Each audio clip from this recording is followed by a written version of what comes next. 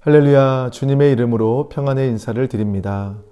사순절 27일째 날 아침 마태복음 17장 24절부터 27절의 말씀을 통해 한 영혼을 위해 내 것을 내려놓으라 라는 제목으로 말씀을 묵상하기를 소망합니다. 그러나 우리가 그들이 실족하지 않게 하기 위하여 내가 바다에 가서 낚시를 던져 먼저 오르는 고기를 가져 입을 열면 돈 한 세겔을 얻을 것이니 가져다가 나와 너를 위하여 주라 하시니라. 아멘. 예수님과 제자들이 가버나움에 계실 때 성전세 징수원이 베드로에게 묻습니다. 가버나움에 이르니 반세겔 받는 자들이 베드로에게 나와 이르되 너의 선생은 반세겔을 내지 아니하느냐? 너희 선생은 성전세를 당연히 내지 않겠어? 출애굽기 30장에 보면 하나님께서 이스라엘의 모든 성인 남자에게 성막을 짓고 운영하는 비용으로 반세겔, 즉 이틀치 일당을 내게 합니다.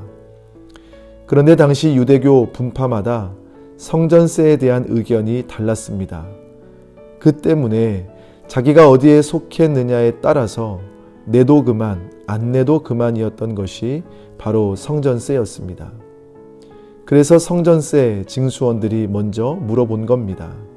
너희 선생은 성전세를 당연히 내지 않겠어? 이러한 징수원들의 교묘한 질문에 베드로가 큰 소리 칩니다. 우리 선생님을 뭘로 보는 거야? 당연히 내시지. 큰 소리 쳤으니 책임을 져야 하겠죠?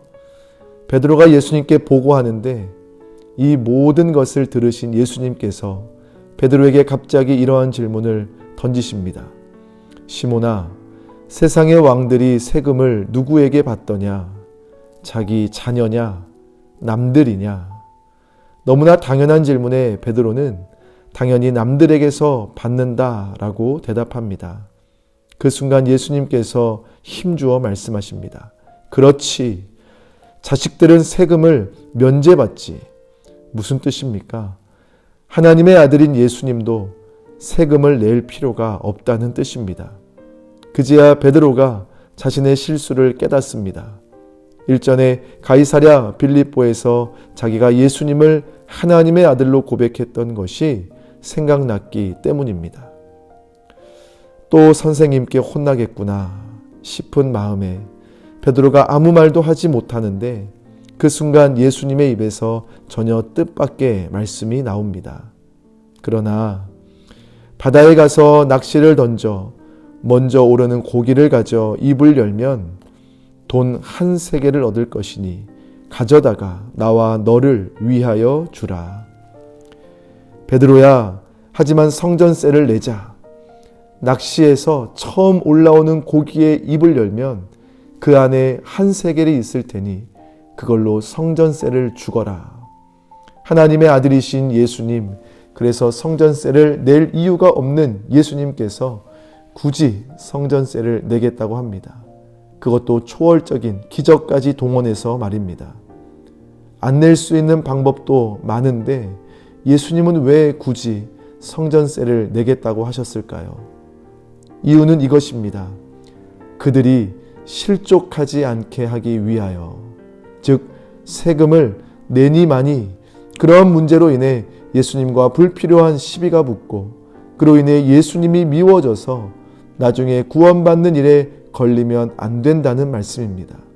다시 말해 영혼 구원이라는 중요하고 본질적인 목적을 위해서 예수님은 덜 중요하고 부수적인 것을 기꺼이 양보하는 모습을 보인 겁니다. 이때만 그러신 것이 아닙니다. 복음서를 보면 예수님은 본질에 대해서는 싸웁니다. 그러나 그 외의 부분에 대해서는 얼마든지 양보하는 유연함을 보여줍니다. 왜 그러셨을까요? 예수 믿는 우리도 세상에서 그래야 한다는 뜻이 아닐까요? 물론 이기는 것도 중요합니다. 우리에게 주어진 자유를 누리는 것도 중요합니다. 그러나 예수 믿는 자로서 가장 중요한 것은 영혼을 구원하는 것입니다. 그래서 이제 달라져야 합니다. 먼저 중요한 것과 아닌 것을 구분하고 덜 중요한 것은 양보하고 섬김으로 더 중요한 것을 이루는 인생이 되어야 할 것입니다. 기도드리겠습니다. 입술로는 하나님이 우리의 주인이라고 했지만 마음은 그러지 못했습니다. 내가 더 중요했고 내 입장이 더 우선이었습니다. 그러나 예수님께서 몸소 보여주신 것처럼 한 영혼을 위해 먼저 양보하고 섬기는 주님의 참 제자가 되게 하옵소서. 예수님의 이름으로 기도드립니다. 아멘.